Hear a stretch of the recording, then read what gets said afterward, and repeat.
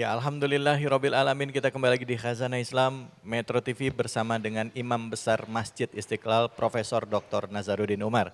Prof, silahkan dilanjutin pertanyaan tadi. Prof, gimana caranya supaya kita bisa, artinya untuk bisa akrab, kita juga mau melaksanakan kewajiban itu dengan mudah gitu, Prof. Silakan, Prof. Iya, kalau kita masih awal bersahabat, Iya. bergaul dengan agama, memang kadang-kadang kita merasa itu agama itu memberatkan, agama itu membebani. Agama itu enak-enaknya tidur, bangun sholat subuh, Sholat ya. subuh, iya. Puasa lagi ya kan. Banyak sekali tekanan-tekanan itu. Tapi begitu orang jatuh cinta terhadap agama, kewajiban itu nggak terasa wajib, tapi terasa enjoyable, sesuatu yang sangat dinikmati. Ya. Bahkan berdoa, ya Allah kalau bisa sih selama ini setiap bulan Ramadan aja kan. Iya, Rabbi, Ya. Masya Allah. Saking indahnya bulan Ramadan itu, terlalu pendek rasanya bulan Ramadan, bulan puasa ini. Aku pingin sepanjang tahun ini bulan Ramadan. Begitu cintanya orang terhadap puasa. Tapi ada juga satu bulan kok terasa 1 tahun. Jadi hidayah ini. Kalau orang mendapatkan hidayah dari Allah Subhanahu wa taala, yang sunat pun juga diperlakukan seperti wajib. Aku tidak mau kehilangan rakaat-rakaat salat sekalipun itu sunat. Bagi orang yang seperti ini gak ada bedanya antara salat sunat dan salat fardu, puasa sunat dan puasa Ramadan, semua dilakukan sama dan tertib waktunya. Apa bonusnya? Kata Rasulullah SAW, orang yang seperti ini akan meminjam mata Tuhan untuk melihat, meminjam pendengaran Tuhan untuk mendengar. Artinya orang itu sudah transparan, rahasia Tuhan pun juga bisa dia fahami. Jangan membohongi orang seperti ini, sebab dia tahu apa yang dibalik hijab itu sendiri. Nah, semakin nikmat kita beragama, maka itu semakin terasa kewajiban itu sudah nggak ada lagi. Ada orang bangun sholat tahajudnya itu nggak pernah pakai jam beker lagi. Begitu jam 3 otomatis bangun. Kenapa bangun sendiri ya? Dia yang dicintai oleh sholat, bukan sendiri dia yang mencinta sholatnya. Jadi antara sholat dan dirinya saling mencintai satu sama lain. Quran misalnya, kalau kita mencintai Quran, Masya Allah, nggak terasa 1 juz tuh. Tapi kalau kita masih biasa-biasa terhadap Quran, 1 halaman saja, aduh ini ada urusan ini.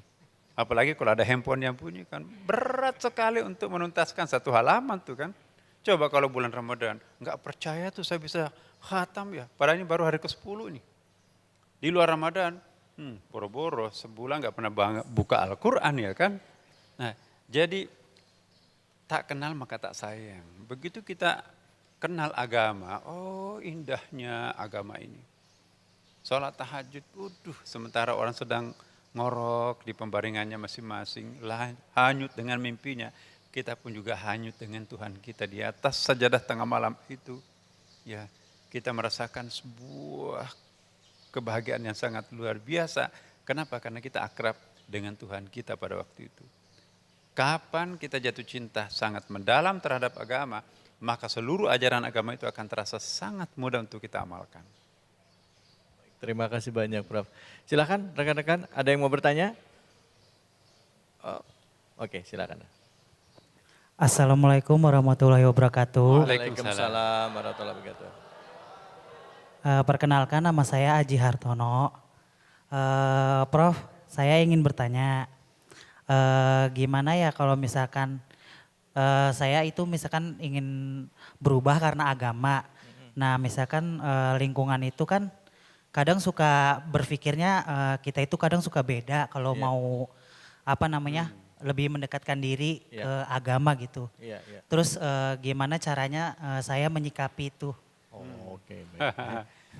Biasa ya, kita ingin melakukan berbagai macam ajaran agama secara perfect, secara sempurna, tapi kondisi lingkungan kita itu kadang-kadang nggak mendukung. Nggak mendukung, suka dibilang soalim gitu. Iya, soalim lah, iya. macam-macam ya.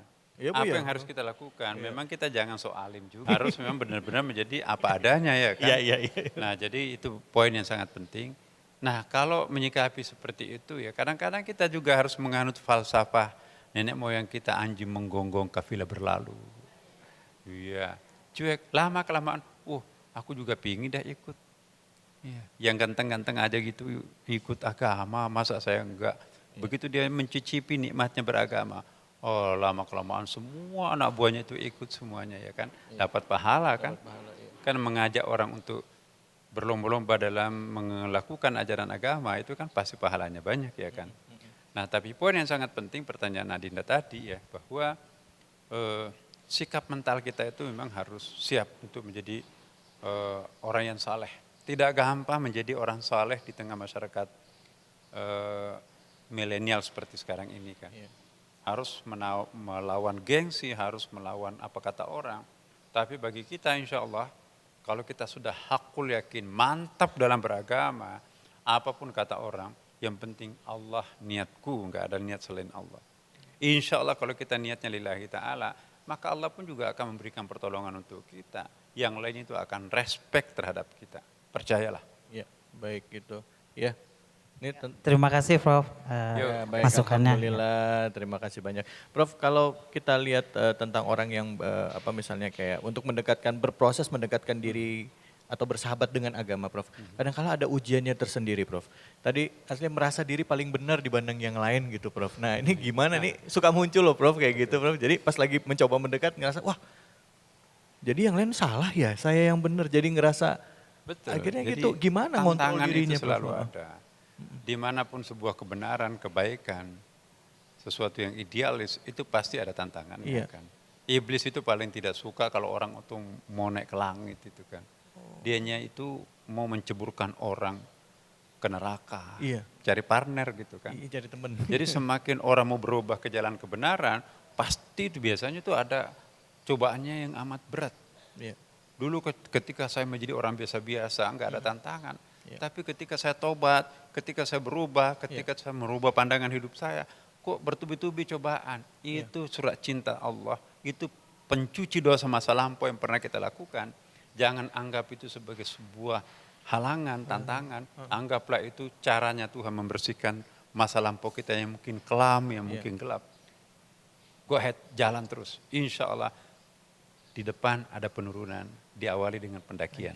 Subhanallah, baik, terima kasih banyak, Prof. Silakan, ada yang mau bertanya lagi? Ya, perempuan juga. Oke, baik, nanti tahan ya, pertanyaannya di segmen berikutnya. Tetaplah di Khazanah Islam Metro TV. Jadi kalau ada musibah yang menimpa umat Islam, itu bukan azab. Apa contohnya? Tsunami di Aceh. Di situ yang korban bukan hanya orang kafir, bahkan kebanyakan orang Islam. Itu bukan azab, tapi itu adalah musibah. Musibah itu adalah ujian. Di mana ada ujian, di situ ada kenaikan kelas.